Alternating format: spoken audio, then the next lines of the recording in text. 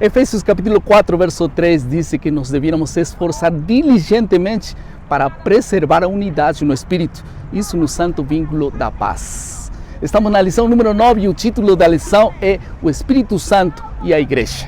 E nós vamos falar agora desse tema maravilhoso da unidade. Estamos aqui em Brasília, frente a esse lindo cenário, especificamente essa ponte que foi construída para poder unir um setor da cidade de Brasília com outro setor da cidade de Brasília.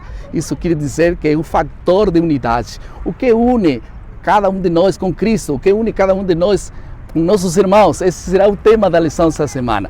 Teremos dois assuntos que vamos falar agora. Em primeiro lugar, a base da unidade e também o símbolo que Deus usou para a unidade. E em segundo lugar, nós vamos falar sobre o método que Deus usou para poder unir essas pessoas e também as pessoas com Deus. Tudo bem?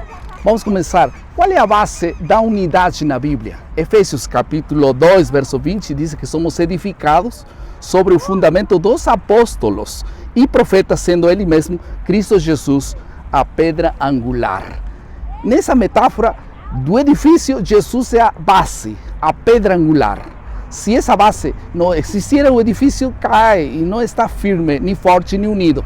E a outra metáfora que usa a Bíblia é o corpo, cuja cabeça é Jesus. Se ele não é a cabeça, então o corpo não vai funcionar, não vai ter harmonia, não vai ter unidade. E acho que por isso a Bíblia é muito sábia para dizer que a base da unidade sempre será Jesus. Outro assunto é respeito do símbolo da unidade. Qual é o símbolo que Deus usa para poder explicar a unidade, para poder unir pessoas, a cola que vai unir as pessoas com Deus e conosco e entre nós como irmãos? É o batismo. Por isso a Bíblia diz que em Romanos 6:4 que fomos sepultados com Ele na morte pelo batismo. E aí então nascemos para uma novidade de vida em Cristo Jesus, unidos a Jesus. E se o batismo nos vincula, faz uma aliança com Deus. E também o batismo vincula as pessoas com outras pessoas no corpo de Cristo. Por isso a Bíblia diz no livro de 1 Coríntios 12:13, diz que estamos unidos em um só Espírito. Todos fomos batizados em um só corpo, quer judeus, gregos, livres, escravos, não importa. Todos nos unimos em Cristo Jesus no batismo e somos um só corpo. O que lhes parece? Uma bênção, né? Agora, a pergunta que nós devíamos nos fazer é qual é o método de Deus para essa união, para a unidade? Porque tem muitos movimentos que estão levantando-se para se unir. Será que é de Deus? Será como saber se é de Deus ou não é de Deus? Um assunto importantíssimo é que os esforços humanos para unir pessoas e unir igrejas são artificiais se o Espírito Santo não está em meio dessas atividades. E algumas características desses esforços humanos. Por exemplo, quando eles querem unir por legislação, é decir, uma lei, de repente um acordo, todos estamos unidos. Não é a unidade, a união por acordos. Em segundo lugar, tampouco é por talvez esforços humanos para nos unir. Ecumenismo é uma palavra de moda hoje, unir religiões para estar unidos, porque estamos separados, dizem eles. Então vamos nos unir, porque a unidade é melhor que estar todo mundo com sua religião. Aparentemente é uma boa ideia, mas o que está por trás de tudo isso? O que diz a Bíblia sobre a unidade verdadeira? Essas uniões têm qual propósito? E esse é um assunto importante também. Nem todos os acordos e uniões têm fins bons. Por exemplo, a construção da Torre de Babel. Eram todos unidos em uma só língua, um só propósito. Mas aquele propósito não era o certo. E Deus confundiu as línguas, porque não era o plano de Deus. Então, qual é o plano de Deus para a unidade? Nós vamos estudar três características da unidade que é de Deus, do Espírito Santo, e também que Deus está interessado em levar avante. A primeira característica é o amor. Colossenses 3:14, escrevam bem esse texto, diz: acima de tudo esteja o amor, que é o vínculo da perfeição.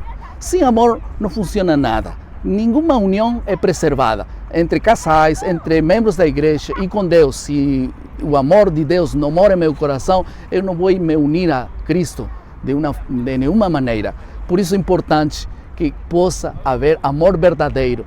E por isso que a base dessa unidade é Cristo e seu amor. O amor une pessoas. João capítulo 14, 15 diz que esse amor não é só em palavras, em sentimentos, tem ações. Se me amais, diz a Bíblia, guardado os meus mandamentos. Não podemos nós caminhar achando que estamos unidos se não há uma regra. Se o amor verdadeiro, sem dúvida, obedece regras. Agora, um segundo assunto, um segundo princípio da unidade de Deus, vem aqui da palavra de Deus. Quer dizer que a palavra de Deus é a regra, é a base da unidade, é a fé unida, a verdade da palavra de Deus. Quando se reúnem as pessoas em redor da verdade ou se reúnem as pessoas em redor da falsidade. Por isso é que é muito importante poder conservar a verdade de Deus, que é a palavra de Deus. João capítulo 17 e todo o capítulo fala de Jesus orando pela unidade dos discípulos. E em meio desses textos, verso 17 diz, santifica-os na verdade, tua palavra é verdade, porque a palavra une. 1 Coríntios 4, 6 diz, não ultrapassem o que está escrito. Quando nós começamos a ultrapassar o que já está escrito, então nós começamos a fugir da verdade. E então aí há desunião. O que Deus quer é unir-nos na verdade. Efésios 4, 5 diz uma só fé, uma só doutrina. Não diz várias doutrinas, todo mundo crê como quer, o relativismo. Não, a verdade é absoluta, Deus tem uma verdade absoluta e quer juntar seu povo em redor dessa verdade absoluta que está na palavra de Deus. Agora, o terceiro assunto fundamental tem que ver com a missão. A missão nos une, cria sinergia. As pessoas estão unidas em redor de um propósito. Se não fosse pela missão, nós não teríamos como sobreviver, porque a missão nos dá sentido. Unidos na missão, unidos no serviço. Quando as pessoas receberam o Espírito Santo, a primeira coisa que eles fizeram foi pregar em las línguas deles. Eles foram cheios do Espírito Santo, diz Atos capítulo 2. Em seguida, todos eles foram cheios do Espírito Santo e saíram para pregar. Cada um pregava em sua língua. O dom de línguas não foi dado para que cada um fosse edificado a si mesmo. É para edificar o corpo de Cristo, que é a igreja. Tudo bem? Então, Efésios 4, 5 diz claramente, Atos capítulo 2, todos ficaram cheios do Espírito Santo e então eles falaram línguas. E João capítulo 17, verso 23 diz, a fim que sejam aperfeiçoados na unidade para que o mundo conheça. As pessoas vão conhecer que Deus tem mensagem de salvação quando tenham aí a verdade e a unidade dos membros. Tudo bem? Quais são algumas aplicações que nós encontramos na lição desta semana? Eu encontro pelo menos 2, vocês podem encontrar algumas mais. Em primeiro lugar, toda reforma e reavivamento começa com a palavra de Deus. Não começa com movimentos de pessoas querendo melhorar as coisas. Começa nas Escrituras. Quando o povo de Deus se volta para as Escrituras, há um reavivamento natural na igreja. Em segundo lugar, uma das características de Jesus foi o serviço. Foi ou não foi? Ele veio a ser servido ou a servir? Ele veio a servir. Então, quando a igreja existe para se unir no serviço. Pensa bem isso. Como tua igreja está reagindo frente a este serviço em relação à unidade da igreja? E, finalmente, a criatividade. Na criatividade nós vamos reconhecer a tarefa.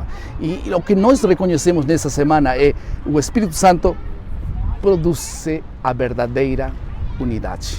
Não é iniciativas humanas, é o Espírito Santo. E o Espírito Santo não guia por acaso.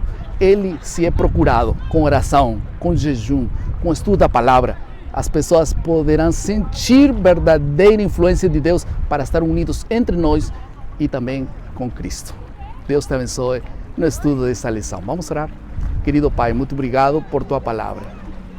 Por favor, Senhor, teu Espírito Santo possa nos reavivar através da palavra, da missão e também da unidade de nossa igreja. Em nome de Jesus, amém. Muito obrigado por estar conosco. Lembrem sempre nossa frase, maná, cada dia, cada manhã é alimento para a vida. Que Deus te abençoe.